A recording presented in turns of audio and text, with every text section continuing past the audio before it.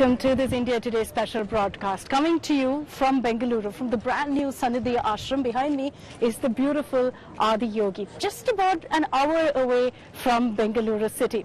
I've landed straight here from Ayodhya to have a very special conversation with Sadhguru. Namaskaram, Sadhguru. Wonderful to have you here with us. Thank you for having us in your beautiful ashram here in Bengaluru. You're looking like a proper Telugu, huh? I was hoping you'd say that I look more like I'm from Ayodhya. But thank you. I can see that a lot of eager devotees are here hoping to also get a chance to interact with you. But Sadhguru, tell me, and since we have the special broadcast running up to the consecration of Ram Mandir, I know you have your own consecration ceremony that's going to happen here also.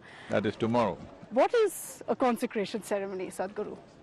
See, if you convert mud into food, we call it agriculture.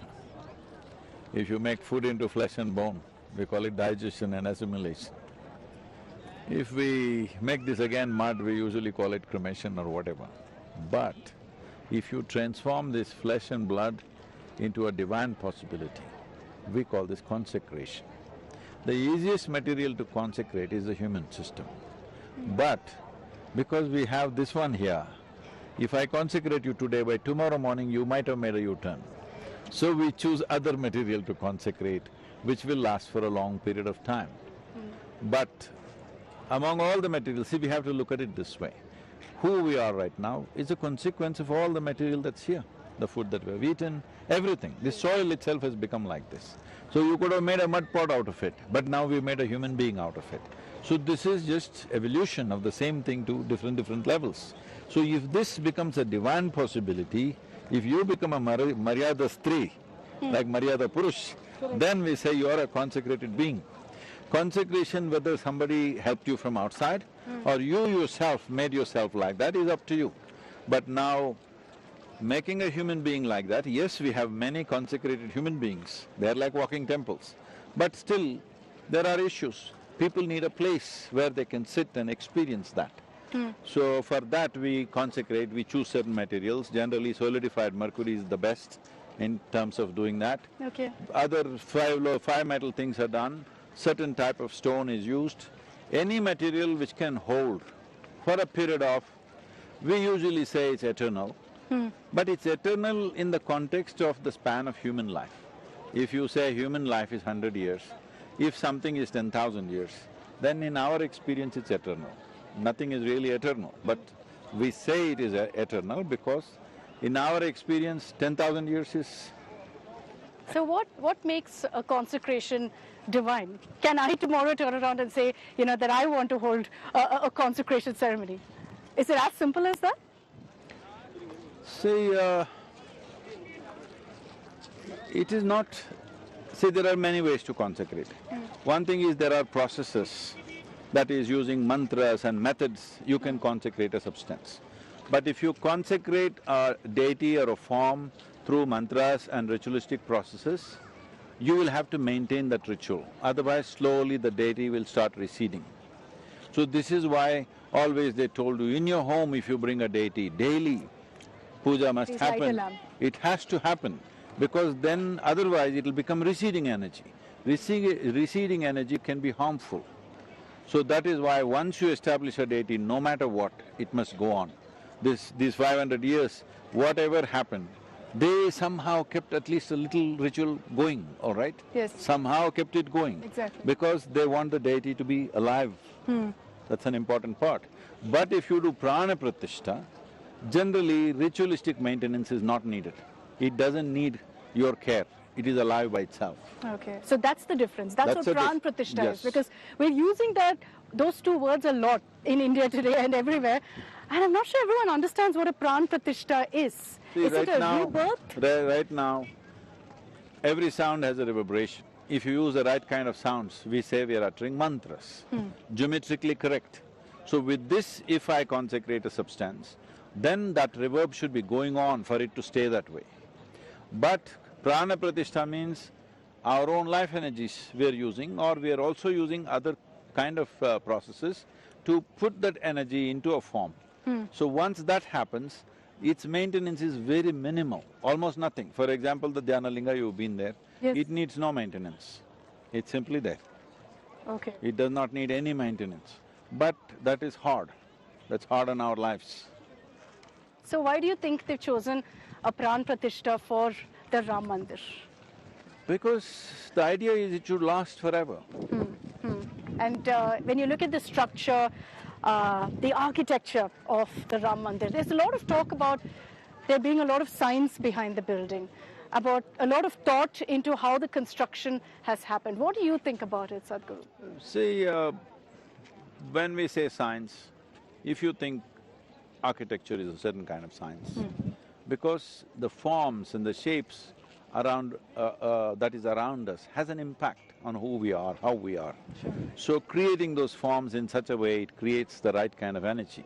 And if you create an energetic space, especially if you're doing pratishtha, what kind of substance is around that? Let us say we do pratishtha and create a plastic temple. It won't have the same thing. That is why we use solid blocks. See, you see, all these foundations are… these rocks are minimum 25 to 40 tons, each one of them. So because it is not standing there because of mortar and binding, it is standing there on self-weight. So our thing is, when I build anything considering considered a temple, I'm looking at how it will last a minimum of 5,000 years. So the foundation is all sand bed. Okay. Because it's seismologically sensitive areas, we put sand bed and these solid stones. This won't shake no matter what happens. Whatever happens, that will be intact. It's all right if a house falls down, we don't care. But we want the temple to stand. This is our way of living. There's a lot of talk about the mandir and questioning, does it have to be so grand? Can't it be a simple structure that everyone comes and worships? What do you have to say about that? Do you think that, when you have this kind of a grand structure, that adds to the value of the mandir? See, it's people's love. When you love something, you naturally do everything possible, all right? So that's what… So people who have no love in their heart, they will think, why are you doing so much? Once you have love in your heart for something or somebody, you can never do enough. How much ever you do, you feel it's not enough. This is the way of a lover. If you have love in your heart, you can never feel I've done enough. You cannot do enough in this life. But if you have no love in your heart, you always think you've done too much. Unfortunate way to live. I can't have enough of your ashram. You've got a beautiful Naga shrine there. Shall we make our way there, Sadhguru?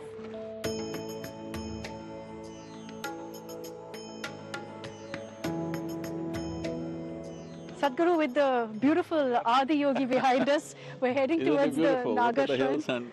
I'm sure it's absolutely beautiful. The backdrop is just amazing to see. And the love, of course, for you, we can see it here as well. Sadhguru, tell me, when we talk about the Ram Mandir, I know you put out a post also, which led to a lot of questions, saying, is the Ram Mandir really for every religion? Or is it for Hindus? See, we must understand this. When Rama was there, during his time, there was no Hindu and others. So, when he stood up, when he rose as a Maryada Purush, or Purushottam, when he rose as a Purushottam, let's understand the terminology. Maryada means somebody who deserves respect. Purushottam means among the Purushas he is a Uttama. Supreme.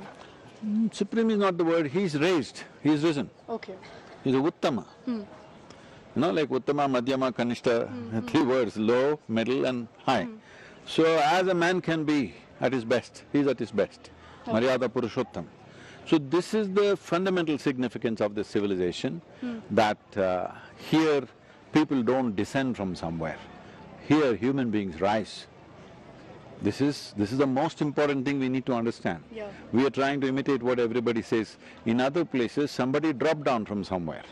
Here, now people who had normal birth, normal human being with all the issues and problems of life, they rose. They rose in such a way that people could almost not recognize them as human. So, the idea is, it's an inspiration for everybody to rise. Every human being should rise, it doesn't matter what they're identified with. Okay. But is the temple a Hindu temple? That's the question, because Hindus are saying that this is our temple, yes, everyone's welcome, yes, everyone can come and worship. No question. I'm not questioning whether it's Hindu or not. But as I've repeatedly been saying, we call ourselves Sanatan Dharma. Sanatan Dharma means eternal. Can something be eternal without being all-inclusive? How can something be eternal if it's not all-inclusive? It's simply out of question. So when we say Sanatan, we are also saying, people these days are repeating this Vasudevaka Kutumbakam, what it means is, it's naturally all-inclusive. Because in this culture, in the Hindu way of life, what you call as Hindu, there are people who will do daily idol worship. There are people who will do mantras and pujas. There are people who don't know any of those things, they'll just… tears will come to them. There are people who close their eyes and meditate. There are people who say, Swarupa, without Rupa, all these things. And there are people who don't believe anything. Agnostic is also a Hindu. So we must understand, this is a beautiful way to exist, that nothing is hard and fast. It is not absolutism. Okay. It is an evolutionary process. Today you may be one way. As your life experiences changes, in another 5 years you may be something totally different. You evolve. Yes. Yeah. Depends how profound your experience of life is. Accordingly, every human being evolves. So this is a method, a process and a pathway for everybody to evolve. What you think you are today may not be true tomorrow. Yes? So this is not absolutism, that is the most important thing. That Sanatan Dharma is not absolutist, this is the way. Because somebody said it, that's the truth. No, we all seekers of truth, always searching. See, even when so-called divine entities came, when Rama came, Krishna came, Shiva came, people asked questions, they didn't give commandments, all right? Endless questions. Correct. Because it's a seeking. And when we say it's a seeking, well, already it's been said, why are we still seeking? Because it's not yet in your experience. That's the important thing. I am saying this is the truth, but it's not true for you yet. You are not denying it, but you don't know. So I'm not insisting what I say is the truth, you must believe it, otherwise we'll take your head or something. No. We are talking about methods for you to evolve so that you will know. Essentially what we are saying is, authority is not the truth. Truth is the only authority. This is Sanatan Dharma.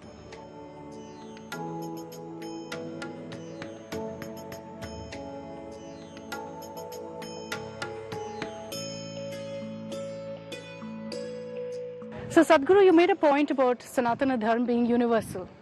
There's always a lot of talk, and I'm not going to get into the controversy of it, but there's a lot of talk that Sanatana Dharma is a North Indian concept, not a South Indian concept. That nobody here, for example, in Bengaluru knows what Sanatana Dharma is. That's not true. Terminologies may be slightly different, but it's always there. Maybe in North, because of the language that they speak, they're using those words more often. But it is very much everywhere. Doesn't matter, even those who have converted to various religions, if you go to their homes, they're following many things which are part of this… It has become a culture. Culturally, Sanatana Dharma has entered everybody's life. How you sit, how you stand, how you hold your hands, everything. So, this is a method. When we say a religion, the English word religion largely comes from the Abrahamic stuff. So when they say a religion, they're talking about a particular kind of belief system. If you don't believe that, you can't be that. When we say dharma, we must understand the word dharma means law. So there is political dharma, Raja dharma, Grihastha dharma, this dharma, that dharma. For different aspects of life, there are certain laws. Laws not in terms of somebody passed a law. Law in terms of, see, we're talking about Newton's law of motion, whatever. These are the laws which govern certain activities. Only if you understand and imbibe that, you can do that activity perfectly well. So there is a dharma for war, there is a dharma for administration, there is a dharma for people living together as a family. For everything there is a dharma. Husband has a dharma, wife's dharma is there, children's dharma is there. Because if you understand what are the laws which govern, what are the forces which govern these relationships and these activities, we will do it in the best possible way. So in that context, there is a Swadharma, which is the spiritual aspect of it, which we call as Sanatan.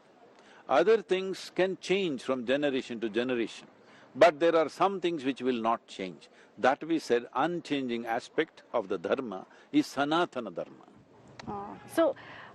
And this may be a terminology, as you said, that keeps changing. But another thing I noticed, which a lot of people talk about, is that religion is perceived very differently in the north and south. When I was in Ayodhya, I saw a lot of South Indians there in Ayodhya, more than I expected. A lot of people from Andhra, Telangana, from Karnataka who were there as well. And that made me realize that perhaps Lord Ram is universal. See, the South Indian, North Indian thing is a political narrative that some people are trying to build for their own advantages. That is not there in people's hearts and minds. That's not there.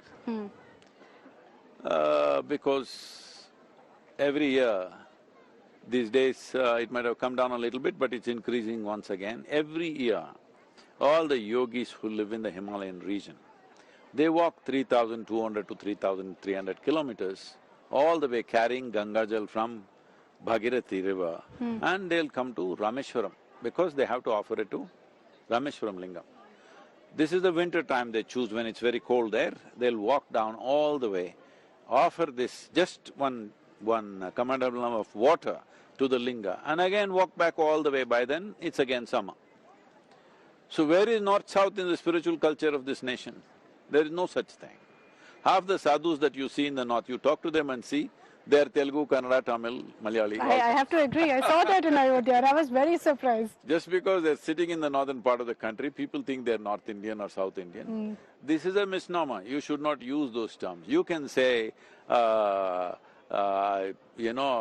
from Uttar Pradesh, Uttarakhand, Bihar, Tamil Nadu, Andhra Pradesh, like this you can talk. North Indian, South Indian, there's no such thing. There is a huge difference in the way people are.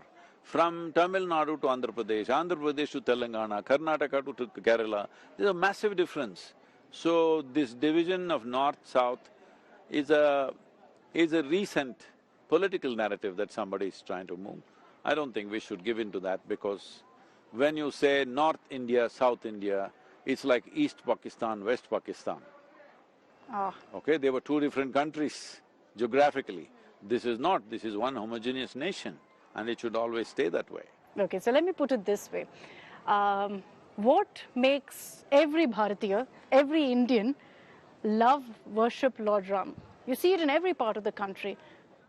As I said earlier, he is an inspiration. Why is he an inspiration? Because we must understand, in Sanatana Dharma or Hindu way of life, the only thing that's important for us is to become liberated. Mukti, moksha, nirvana, whatever you want to call it. Essentially, you must become free. Free from what? Free from all the cobwebs that we have created within ourselves. Our own karmic stuff, it's all our making. So to undo that is the whole process of life. So when we see a human being, in many ways he is resolved, we will worship him. It's not just only Rama, there have been many. But he was also a king and fully resolved human being, that's a rare thing. A king is a visible entity, all right? Plus, he looks absolutely resolved. There may be a sage sitting in the hills who is resolved, but he is not visible. A handful of people may be going, a few hundreds may be going, but a king who is fully resolved is a great inspiration because a sage who is sitting in the cave, here in the Gavalkonda that you see, always sages were there. When my mother was a little girl, she used to come here and there was a yogi and there are lots of stories about it, let's not go there. But he is not doing any activity, so he being resolved is wonderful, but still not as great. But a king means daily, every kind of nonsense he has to handle, all right? He has to fight a battle, he has to do administration, he has to do politics, he has to do everything, but he is fully resolved. This is a tremendous inspiration. That is why he is so big. Are you a Ram Bhakt, Sadhguru? I admire him. I'm a I'm a devotee of people Okay. because my work is to see everybody should become Purushottam. So in My that sense, tools, but then that makes you a devotee because in a way, yes. Lord Ram was Maryada See- Purushottam. See, people ask this, Sadhguru, we love you, do you love me? Do you love us? See, I'm definitely in love. With whom, I don't know, but I'm always in love. So some journalist was asking me, a woman, Sadhguru, who is the most important person in your life? I said, right now it's you. I said, what? I said, yes, this is how I live.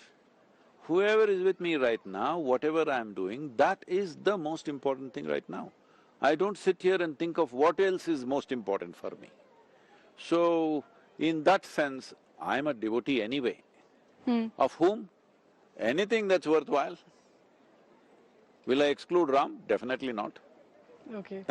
So you are a Ram Bhakt, but you're also a Bhakt of the people, Everything. of everything. I am devoted to the rocks, to the mountains, to the trees, to the… even the ant that walks upon the floor.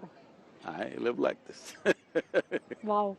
Coming back to the Ram Mandir, there are a lot of questions, Sadhguru, on whether a ceremony like what we're going to see on 22nd January can happen in a temple that's not complete. Does it matter? See, the temple is of 3 floors. They've completed 1 floor and they're doing the Ramlala consecration. And it's already a consecrated deity, they're further enhancing that. And 550 years of time, if it's not enough weight, somebody wants to wait another 2 years. For what? For their own reasons, leave that. I think it's a wonderful thing. As I said, if you love something, you're never going to do something that says, okay, this is enough. So temple will be continuously going on enhancing itself. See, it's already 27 years since we… I think almost that much since we did Dhyanalinga. Is it over? We're still going on adding something, will it ever be over? It'll never be over. I think the same is true with the Ram temple, it'll never be over. It'll go on. If we do stone, then somebody will say, let's, cover it with gold. Somebody will say, let's put diamonds in it. Because when you love something, you can never do enough. So temple will always be evolving. Unfortunately, we've had a historical situation where temples were pulled down, destroyed, desecrated. So now we're putting back. Of course there is a rush. 550 years is not a small amount of time to wait. Of course. And look at the resilience of the people. Because this has been coming last 8 years, I've been kind of acquainting myself with the history of these things. Because what we read in the school books was so… not history at all. Very basic. Not even basic, all false in many ways. False? Yes. Very one-sided, Like what? not a whole picture. See, you read only dates and battles, nothing about the people, nothing about their suffering, nothing about their valor, nothing about what they built, why they were important, no. Who won the battle? See, writing history in the name of people who won the battle is a very crude way of doing things. Many times people who lost the battle might have been greater people. So, I've been acquainting myself. What I see about this Ram Mandir is, these 550 years, even during the British era, many cases fought, 11 or 12 cases were fought, every one of them they won. But all these cases were fought and launched by ordinary people, not some great leaders or very rich people or kings or something, ordinary people. 550 years, look at the resilience. How much love should be there in your heart to do that? Generation after generation. So if you don't admire that, forget about Ram, if you don't admire these people who carried this on, and now when they want to open, you say, why don't you wait for 2 more years? I think it's ugly, even uttering such things. It's quite obscene for me, that somebody is going on trying to find fault. Really, let them do it the way they want it. You wish to be there, be there. If you don't wish to be there, don't be there. It's simple. Let's the other aspect is that a lot of people say that, look, yes, there's been a lot of fight over this. We've seen people giving up so much for this temple. Why not build a school? Why not build a hospital that will benefit the people of Ayodhya? Why don't you build wherever you want? Why are you telling somebody else to build a hospital and a school? Why don't you build it? Interesting. So you're saying not on that land? Because they're saying the amount of investment you're putting on the temple, why don't you put it in a hospital or a school and end the dispute as is? Where is the dispute? Was a dispute. Was a dispute, the dispute has been repeatedly settled, all right? During the British era, you must look at the judgments. They made much stronger judgments in favor of the Ram temple than our Supreme Court has done, much stronger, clearly. You must read those judgments, it's amazing. Because they were professional archaeologists who came and examined the British archaeologists. They didn't care what your religion was, they just wrote what they found. And they said this 100% is built on a temple, no question. So that we debated for so long, for 70 years now, which is ridiculous.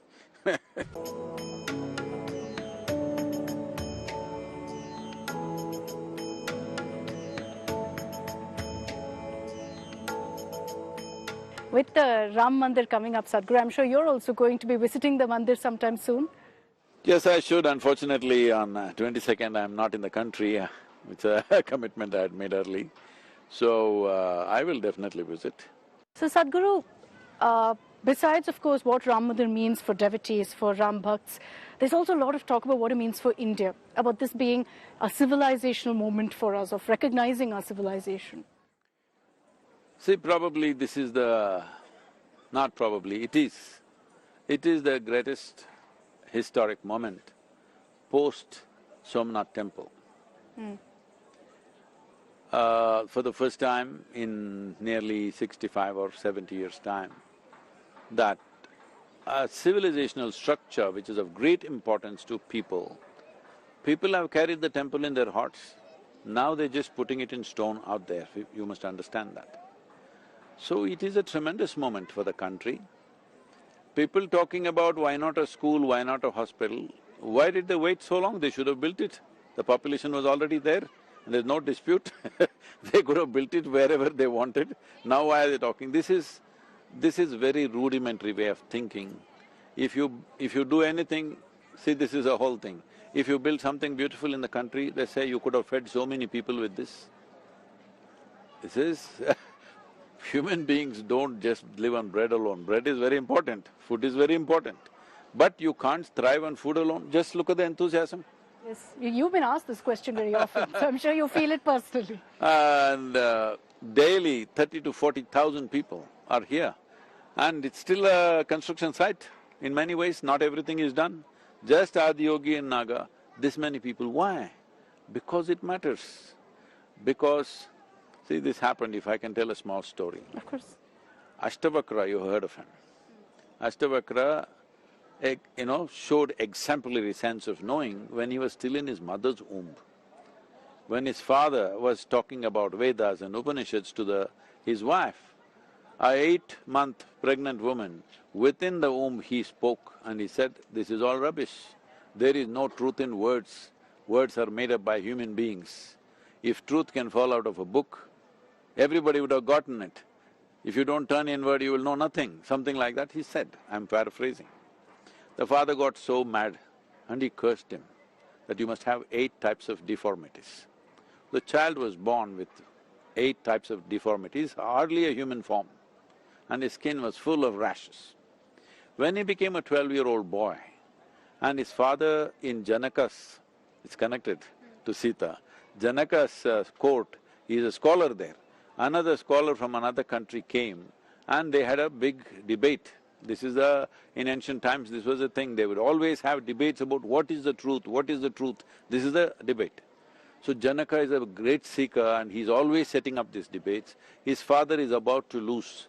Ashtavakra realized, and he's only 12-year-old boy, totally deformed and skin full of rashes. In this condition, he walked into the court. All the men, well-dressed, well-formed men who were sitting there, they looked at this, you can't even call him human, he's in that kind of form. They all laughed. Ashtavakra laughed even louder. So Janaka stopped them, "Why are you laughing? Stop it." And he apologized to Ashtavakra, all of them laughed at you, but why are you laughing so loudly? He asked. He said, because all these chammars think they are seekers of truth. He said, "You're calling all of us chammars?" I said, "Yes." Chammar means it's a derogatory way of referring to somebody who works with leather Okay. or a cobbler. Very derogatory way of saying it. Okay. He said, "You're calling all of us chammars?" He said, "Yes." And he laughed. He said, "Why are you doing this?" He said, "You are only able to see the skin, so you are a chammar. Your business is with the skin. If you saw a little deeper of a human being, you wouldn't be laughing, you would be seeing something else. So you are all chammars, but thinking you are seekers of truth, so I'm laughing." This is the nature of this culture, that how can I see life little more than where I'm able to see right now? This is a constant search. How can I see little more? This is a science, this is a scientific temper. Science is always seeing how they can know little more, isn't it? This is the same thing, but in an inner perception, how can I know little more about this life? For everyone who goes to the Ram Mandir, Sadhguru, they'll all be seeking something, of course. They'll be seeking energy that comes from the temple, they'll have wishes, prayers of their own. So you must understand this. In an Indian temple, in South the instruction's very clear. We call the deity as a yantra. Yantra means literally a machine. A machine is a form, geometrically correct form, which works for you. Why do we create machines? See, you can see, you have eyes. So we create a telescope, we create a microscope. You can speak, so we create a telephone, we create a microphone. All the machines that we have created are only extensions of what we can already do, isn't it? We can see thus far, but we want to see there. Makes it easier. Huh? Makes it easier for us. No, we are extending our perception. I could only see till there, now I'm trying to see there. Okay. Now I can only see you as you are, but I want to see your bones, we have an X-ray. I'm saying like this, we are always seeing how to go. Every machine we have created is only an extension of what we can already do. If you were made like a tree rooted to one place, would you have made up a bicycle? Only because there is mobility, you came up with more and more mobility. So yantra is a possibility. How to use the yantra, there's a whole process. We are talking, as we are talking about a physical machine, we are talking about an energy form which can work for you. There are tremendous things. Everybody has heard of Ramanujam, all right, the mathematician. When they asked, where is all this mathematics coming from, he said, "My Devi bleeds mathematics." Simply, he just poured out. Even now they're trying to figure out what he wrote down at that time, even now. He described, mathematically he described black holes, when there was no concept of black hole. It is completely unscientific in the usual terms, lab science. If you go by textbook science, it's unscientific, because first you need a concept, then a theory, then you make up mathematics, and then it becomes a law. But when there was no concept, he made the mathematics for that. So he said, "My Devi is the window." This is what we need to understand. Deities were created in many forms as windows into existence. Different people interested in different aspects created different kind of yantras to facilitate that. Why people are going to a temple? Nobody said you must worship and give an appeal, but you must have darshan. Because the form is so powerful, you imbibe that. You carry it within you and go. So nobody went there to pray and appeal. This is all we have picked up from outside cultures. In this culture, you go to the temple. In the south still, the instructions, if you go there, you must sit there for some time and come. Now people go, just do a sit-up and go. No, the idea is to sit there. But in the north, they told you, you must have darshan. You must see, you must just grasp it. That's the most important thing, you must imbibe that form into you.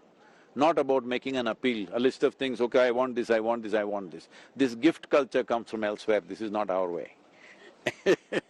Gift culture in a mandir, I don't know about, but also the point I was trying to make, Sadhguru, is there are a lot of people who say, Yes, we visit temples. People, of course, plan annual trips to temples, centuries-old temples here in the south, in the north as well.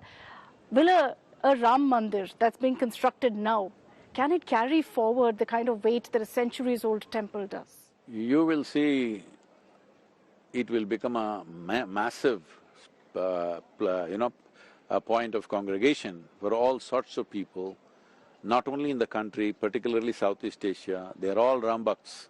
They're all following Islam now, but still Ram Bhakts. Across Indonesia, Thailand, they're Buddhists, but they're all Ram Bhakts.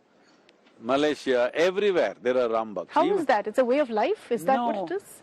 Because at one time it was flourishing, but later on conversions have happened in the last century. But still, culturally they're still that. All, Ramayana is everywhere in Indonesia. Yeah, very true. If you get down in the Bali airport, you will see only, all these figures of Rama and other things going on, huge statues everywhere. Because it captured the imagination of people like that. A king means he has to do many things. Statecraft is not a simple thing. You will have to do many things, not all of it is pretty, you have to do some ugly things. But he is resolved within himself. He is no angst, he has no hatred, he is not troubled, he is equanimous. He is like a sage but sits on a throne and runs the nation. So that is bowed down to everywhere. My final question to you, Sadhguru, is your experience, your biggest learning from Lord Ram, or maybe a Ram bhajan that always comes to your mind. Oh, I've sung something which is from Ramdas in the Telugu composer. Okay. But I'm not that kind of a singing and puja doing devotee. My devotee is I wear my life out. This is my devotion. This is the whole thing. In this culture, there is no specific.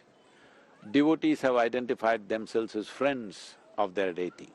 They've identified themselves as husband or wife of the deity, as lovers of the deity, as slaves of the deity, all kinds of things. And they treat the deity as a child, right now Ram Lalla, and we'll take care of him like a parent, all right? So, there is no prescription. Whichever way you can relate, you can do it that way. That's the most beautiful thing, that we are not going by somebody's prescription. Somehow, yogaratova, bogaratova, whichever way, find your way, this way or that way, either through discipline or through abandon, somehow find your way. That's all. The most important thing is you become free from the very process of life and death when you're alive here. This is Rama. Beautifully put. Thank you very much, Sadhguru, for taking the time out and joining us here on India Today.